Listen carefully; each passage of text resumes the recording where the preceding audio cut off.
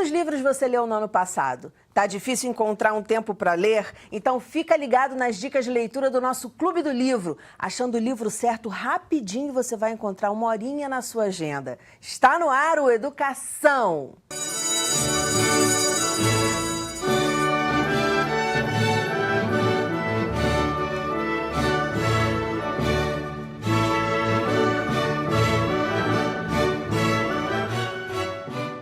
Meus convidados são o ator, escritor, contador de histórias premiado José Mauro Brant, o crítico literário, professor, roteirista, escritor premiado Flávio Carneiro e a editora de livros da editora Rocco, Paula Drummond. Muito bem-vindos ao programa. Mauro, vou começar com você. Zé Mauro, como é que você prefere que te chame? Como você quiser, Zé Mauro tá Zé ótimo. Mauro.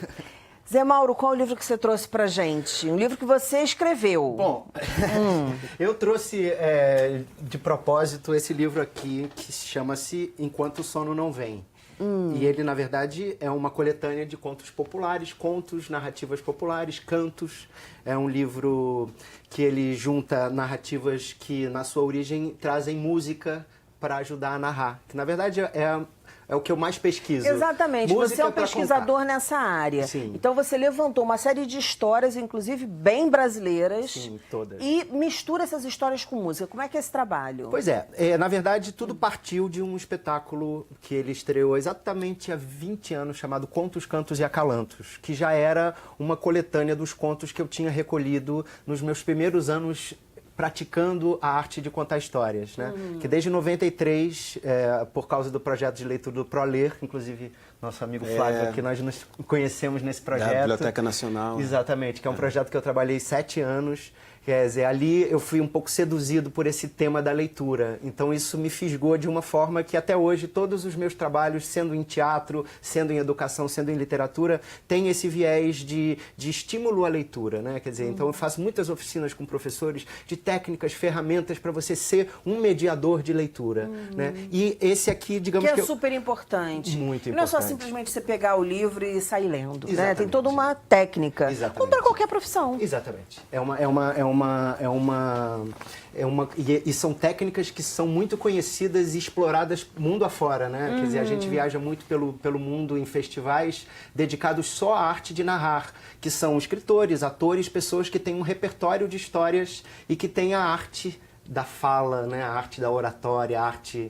Né? Então, na verdade, tudo parte daí. Depois desses primeiros anos contando histórias tanto literárias como populares, eu recolhi algumas histórias que foram me chegando nesse tempo e fiz esse repertório que, para mim, seriam como se fossem as histórias que a minha avó contava. Todo contador de história. E para horas de dormir? Porque sugere isso. Claro. Sugere isso. Não, eu acho que Enquanto o Sono Não Vem fala um pouco disso também. Deixa eu até mostrar aqui mais um livro, peraí. Que, na verdade, meu primeiro livro foi esse aqui, Acalantos, que é uma pesquisa sobre cantigas de Niná, que foi ilustrado pelo Ziraldo. Então, esse tudo partiu desse tema. Então, das cantigas de Niná, eu fui passando para os contos. E sempre descobrindo que nos conteúdos da cultura popular existem temas, às vezes, assustadores, medonhos, que estão ali sendo mediados numa linguagem simples para a criança. Então, toda a história da tradição oral, ela é, de certa forma, uma inauguração de alguma coisa que a criança está vendo pela primeira vez do mundo. Não só as coisas boas. Que existe e que ela vai ver. Exatamente. A gente já conversou, eu já conversei aqui em alguns programas, já recebi a Benita Prieto, que nós conhecemos, nossa amiga em comum, e ela fala muito isso, quer dizer, e a gente já falou de princesa também, já falei com a Paula aqui sobre princesas, e aí muita gente falando, poxa, mas a princesa não é legal, porque fica aquela coisa do príncipe salvador. Como tudo tem seus lados, né? Claro. Tem o lado bom, tem o lado ruim, tem um lado mais ou menos. Então, a Benita é uma pessoa que fala das princesas que também estão inaugurando essas histórias de princesas, algumas fases da vida da menina, da vida da mulher. Claro. E aí você está trazendo isso, você está dizendo isso. Desses contos que você escreveu nesse livro, quais são, assim, os mais impactantes que você disse? Poxa, tem uns que dão medo. Digamos assim... Bom, primeiro que eu reescrevi, né? Recontei essas histórias. Ele é um livro de coletânea de tradição oral. Então, eu sou responsável pela escolha. E também por essa transposição do escrito para o falado. Porque o meu trabalho é primordialmente o falado, o ao vivo. Eu sou um mediador de leitura. Eu vivo disso há muitos anos, de ir nas escolas e fazer esse elo entre o livro e o ouvinte e o leitor. Porque eu acho que o livro sozinho, né, ele pode ser incrível, super bem escrito, mas se a gente não souber apresentar esse livro para os novos leitores, Sim. ele vai continuar ali na estante, quietinho. Quer dizer, então eu acredito muito na força da arte como promotora de leitura. Então a gente puxa essas histórias do fundo do baú e dá uma nova roupagem. Mas não significa que a gente vai modernizar a história, colocar psicologias modernas. Não, porque o contador de história, ele inclusive é um portal do tempo, né? Exato. Porque na nossa... tem respeito ao que foi criado. Exatamente. Né? Então nós, na verdade, somos um portal que estamos escolhendo histórias de diversos tempos. E assim é esse livro. Então aqui nós temos histórias orais que são ouvidas até hoje, como a gente tem histórias muito primitivas, antigas, como, por exemplo, o romance de Eredegalda, que é a triste história de Eredegalda, que é um romance, mas não um romance literário, né? Porque o romance tem várias acepções. O romance é um tipo de narrativa em versos que remonta lá do românico, do romanço, da língua romance, que era a língua vulgar latina falada no Império Romano nos seus últimos anos. Dessa língua nasceu o espanhol e o que fez essa língua seguir até hoje foram essas narrativas cantadas, narrativas rimadas. E até hoje essas narrativas estão vivas na voz dos contadores, né? Tanto no Brasil como no mundo todo. E essa, como você pediu a história mais impressionante, é uma história que gerou uma polêmica enorme nos últimos 3 anos, porque é uma história que fala de um tema muito tabu, que é o incesto. Então é a história de um rei que tenta casar com sua filha e ela diz não. E porque ela disse não, ela é presa em 3 torres, sem comer nada, sem beber água. Então é assim, a crueldade é imposta às mulheres que dizem não. Você acha que isso é atual ou é primitivo? Quer dizer, Nossa. então, assim, na verdade, é uma história que está trazendo uma coisa que é muito atual, né? Assim, a gente pode citar Marielle, a gente pode citar tantas mulheres que apanharam, que morreram porque dizem não. Então, essa é uma história que gerou muita polêmica, porque a internet... E fala também de um assunto que é pouco falado, né? Que as pessoas têm medo de falar, porque, claro, que toca no âmago das famílias e ninguém quer olhar para si, é difícil. Lógico, né? claro. Que, né? que é essa questão do abuso, Exatamente. que tem que ser falada, tem que ser dita. E do abuso nas relações de poder. Porque Sim, quando a gente uma relação fala de poder. que é um rei que queria casar com a filha, ele não é só o pai, ele é o rei. Ele é o rei também. Não é? Então, quer dizer, essa coisa do abuso nas relações de poder, eu acho que é um grande tema da atualidade, né? A gente vê na igreja, nos esportes, em todos os lugares, a gente está vendo a todo momento, a todas as horas, esse assunto vindo à tona nos noticiários. Então, será que não é melhor a gente preparar as crianças que vão poder entrar em contato com esses temas pelo noticiário? Será que a gente não pode... protegê-las. E a gente, Exatamente. quando a gente dá informação para elas e diz, olha, você pode falar, você pode dizer não. É como uma vacina que usa o próprio vírus para te imunizar. Exato, não é? exatamente. É assim, a história é isso, ela é uma pequena vacina. Você vai ficar com medo, você vai ficar chocada, porque as histórias não são só para você ficar feliz, para você rir. Muitas histórias, até hoje no cinema, na novela, você chora num bom filme, né? Quer dizer... Gente, vem pra cá, vem pra conversa, porque exatamente são essas histórias. A gente estava falando, Paula, eu acho que já editou, a Rocco já editou livros sobre suicídio, a gente conversou sobre isso aqui. Quer dizer, antes não podia se falar sobre suicídio, não pode, que você está incitando. Não, você está esclarecendo. Claro. Então, uma coisa que é o fato... Pode falar. Não, você está trazendo o assunto para discussão. Eu acho que tanto os livros quanto o audiovisual, né, que hoje estão tão ligados, por exemplo, o suicídio, a gente já editou, que me vem aqui à mente, pelo menos 3 livros que tratavam da dobradinha depressão-suicídio, e a gente teve aquela série 13 Reasons Why, né? Acho que ficou aqui 13 razões por quê, alguma coisa assim, que também falava do mesmo assunto. Então, assim, acho que os jovens hoje estão tendo uma gama, né, de objetos de arte que ajudam ele a lidar com temas tão sérios e tão frequentes, infelizmente, na juventude, mas por um lado de entretenimento, do lúdico, então isso é muito importante. Isso é muito bom. Essa questão da identificação. Poxa, eu não estou sozinho nessa. Não sou eu apenas que penso em me matar, né? Outras pessoas já passaram por isso. Qual é o resultado disso para a família dessas personagens, né?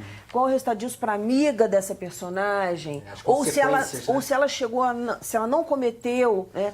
Qual foi a reviravolta? Como ela superou esse momento? Flávio.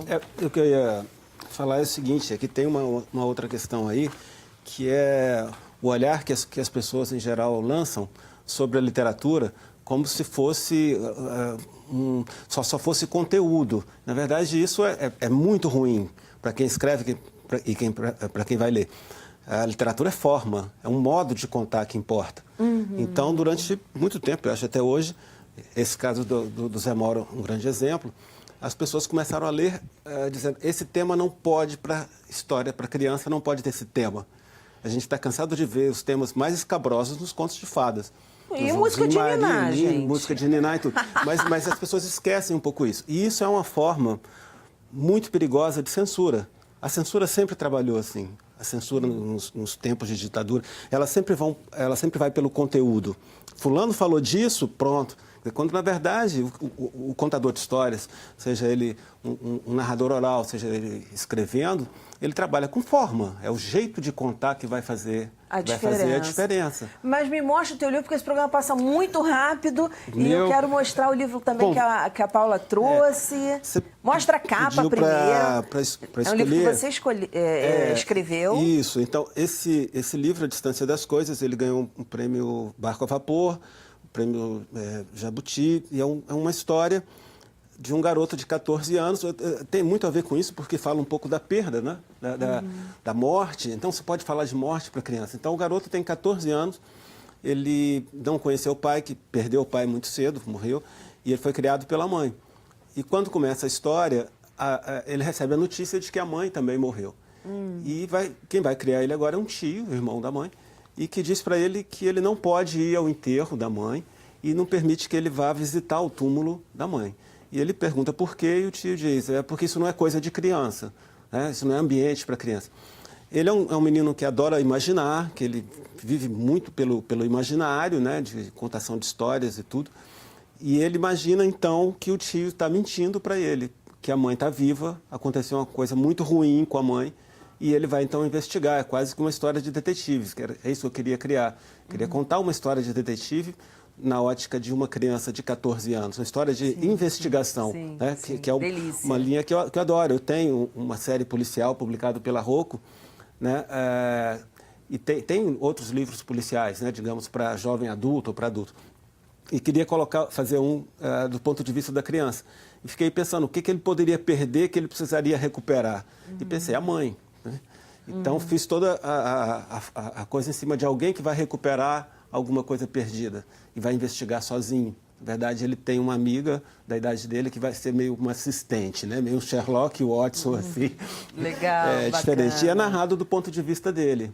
Né, que é um desafio, isso que eu estava falando agora. É um desafio, modo de contar, é um desafio. Né, é um desafio. Porque escrever em primeira pessoa é um desafio. É o que eu sempre faço, meus romances de adulto também são em primeira pessoa. Tem a Ilha, que é um monge franciscano no futuro, tem um sequestrador, cada livro é uma coisa. E eu queria ter esse desafio de escrever. Tem um que é narrado por uma sereia, um infanto juvenil. Também as sereias contam história. Olha quanta história bacana aí que de repente você está perdendo, tanta coisa, né? E hoje em dia com o Google a gente pode pesquisar o tema. Né? Acho que sai fácil aí um monte de... Não é, Paula? Eu acho que pesquisando pelo tema, não sai um monte de título assim pra gente, acho de que dica? Hoje a gente tem muitos caminhos, né? A gente tem os booktubers aí no YouTube. Sim, maravilhosos. A gente tem inclusive os livreiros, né? Que você pode chegar em qualquer livraria e pedir sugestões com base do que você se interessa. Então a gente tem muitas fontes de chegar a histórias legais, eu acho. Os booktubers são maravilhosos. A gente já teve aqui alguns, poxa, eu adoro Rafa também. Fustanho. Eu não quero ficar falando o nome de muita gente, porque senão eu acabo esquecendo alguém. E aí isso acaba sendo injusta. Mas assim, um pessoal muito bacana tem lá no canal, enfim, dá para pesquisar bastante. O que você trouxe, Paulo? Porque aí depois a gente mistura tudo e fala sobre vida. Então, eu trouxe 2 livros aqui, porque eles tratam de assuntos, de certa forma, semelhantes. Eu acho que é muito legal para se ler em família. Esses 2 livros são para crianças menorzinho do que a idade dos outros 2. O primeiro é o Galo Gago, escrito pelo Antônio Carlos Sequim, né? Membro da BL, poeta. Muito lindo. E é ilustrado pela Clara Gavilã, que também é uma super ilustradora. E ele conta a história de em versos, ele conta a história de um galo, que é gago. E o problema é que à noite ela precisa que o galo cante para ela ir embora. Então, fica aquela situação, o galo está sob muita pressão, ele não consegue cantar. Então, os bichos da floresta se unem para resolverem juntos, né, esse problema para o dia raiar e para a vida começar, a vida dos bichos começar. Então, esse é o primeiro livro, inclusive. Esse eu achei muito fantástico. Legal. Porque a criança é tão pressionada hoje, né? Sim, assim, sim. Dos resultados que ela tem que dar. E esse livro ele fala tanto literalmente da gagueira, quanto de qualquer insegurança, né? Ele até foi premiado, ele ganhou o selo Cátedra Unesco, que é um selo que o pessoal que tem um grupo de pesquisa na PUC de literatura infanto-juvenil dá. Então a gente ficou super feliz. Ai, que legal. Porque, de fato, ele fala sobre insegurança de maneira geral e também da união, de todos os bichos se reunirem para resolver o problema do colega, para dar mais segurança para esse colega. Então é muito legal. E é mais ou menos nesse mundo também que vem aqui As Aventuras de Mu, um extraterrestre na escola, que é um livro que foi escrito e ilustrado pela Paula Brown, que é uma super autora de livro infantil. E ele conta a história do Mu, que é um ET, e caiu na Terra. E aí uma professora estava passando pela rua, catou o Mu, falou, vamos estudar.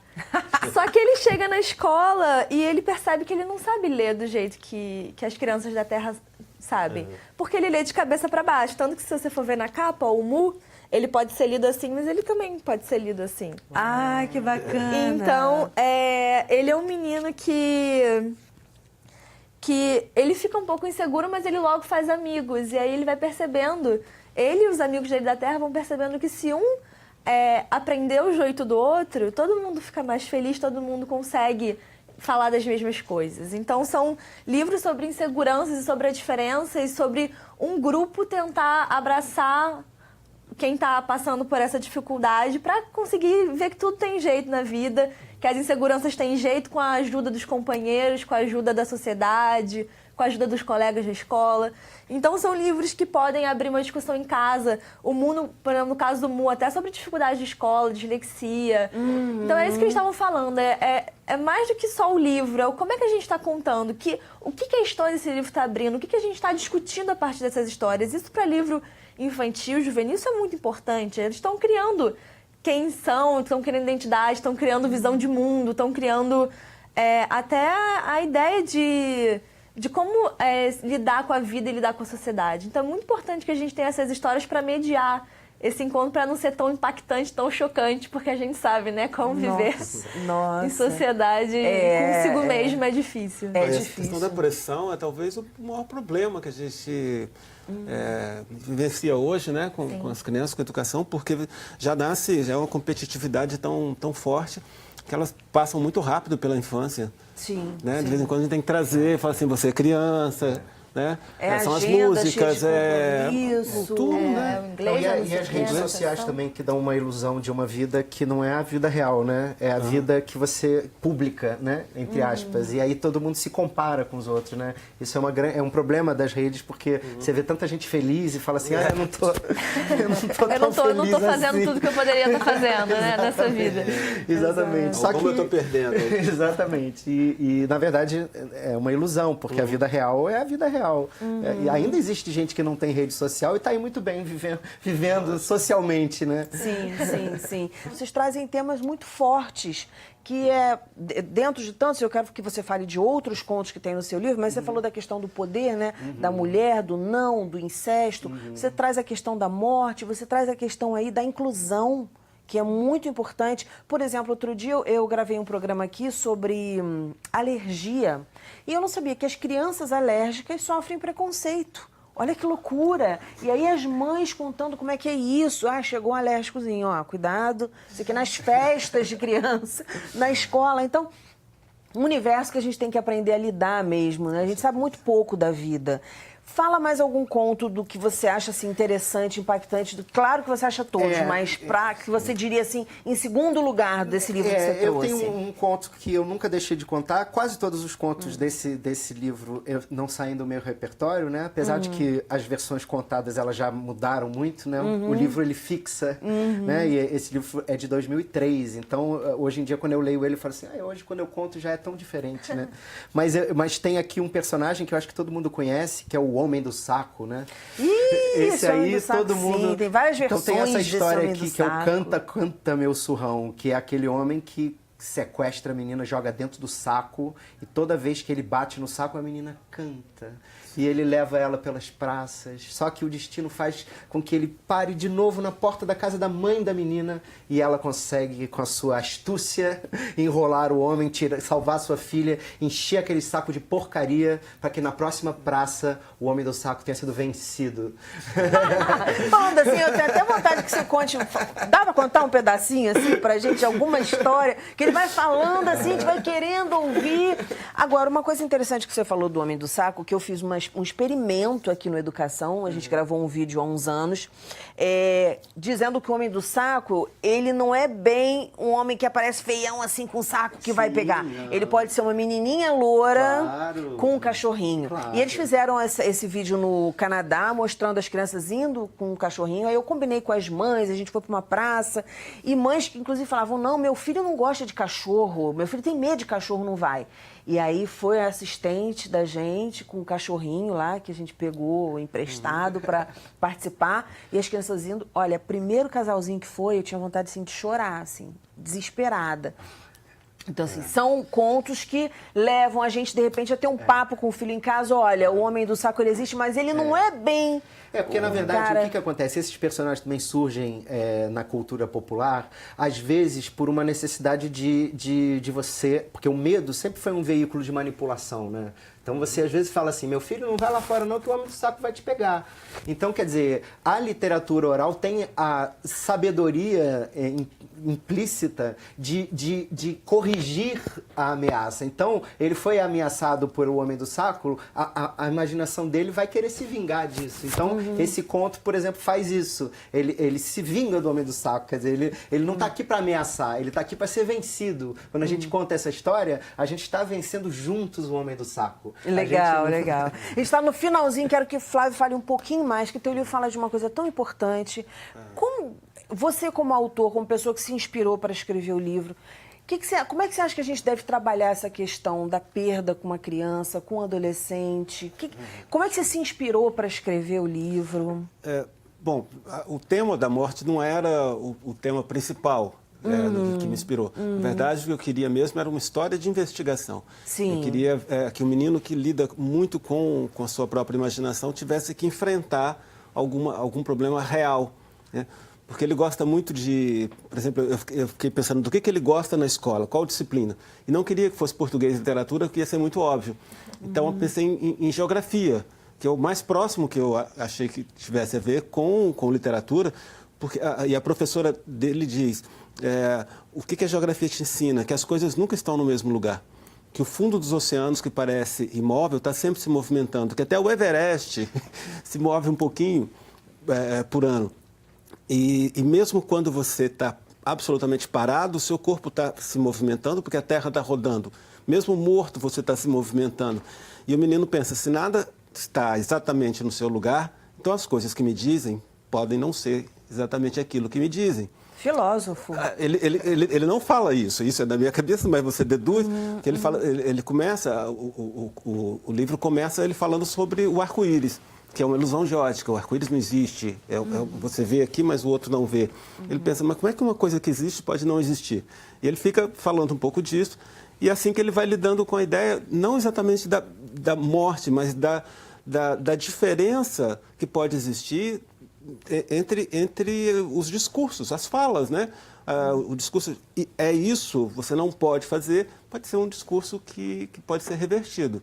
Sim. Então, não foi a morte, na verdade, não foi a minha preocupação. Mas você acabou entrando num universo aí que você não esperava. Tem essa coisa quando a gente está escrevendo. Você começa pensando que você vai escrever um negócio, mas a história, ela tem uma autonomia. Os personagens começam a falar com você e te cobrar alguma coisa. Não, sem dúvida. Eles ganham uma certa autonomia. Você tem que pensar até onde você pode dar autonomia para eles, senão você não termina o livro, né? Exatamente. Aí, mas tem uma outra questão que aí eu não posso falar porque é um spoiler, né? Sim, mas sim. É a questão da memória. É muito forte nesse livro. Entendeu? São dois temas parecidos. A da perda, né? Da investigação dele, mas também a questão da memória. Isso aí quem lê vai entender depois por que é importante.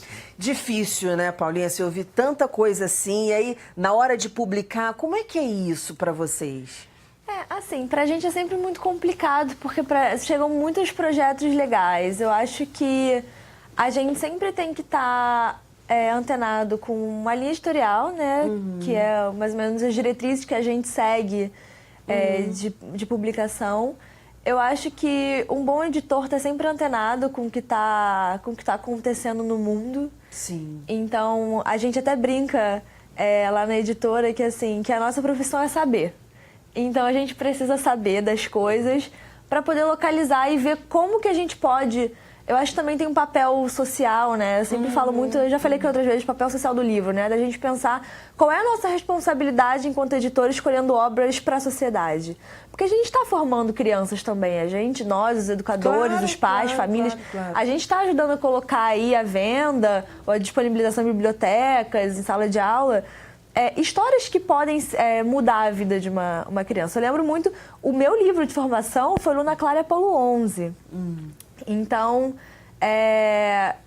essa história mudou a minha vida. Eu fico pensando, sempre que eu estou avaliando um livro, eu penso assim, nossa, como é que eu posso mudar a vida dessa criança? Como é que a gente pode, porque a gente também não é fechado, a gente pode trabalhar com o autor da história. Como é que a gente pode fazer isso aqui ficar incrível para de fato isso é legal, tocar e ajudar a ensinar e ajudar a criança a lidar com as questões dela, não esconder o mundo, mas sim discutir o mundo, né? Que eu acho que é o que a gente está mais precisando muito atualmente, discutir as questões e não só esconder ou mostrar de qualquer jeito, né? A gente tem que ser responsável no que a gente está mostrando e é isso que a gente vê quando a gente vai escolher uma história. Muito legal, muito legal. Gente, muitíssimo obrigada pela participação no programa. Parabéns pelas obras e voltem sempre. Sucesso. O nosso programa fica por aqui, mas na segunda-feira que vem tem muito mais, às 9h da noite. Educação, se você não se envolver, não rola. Dias felizes, paz do eu e até lá!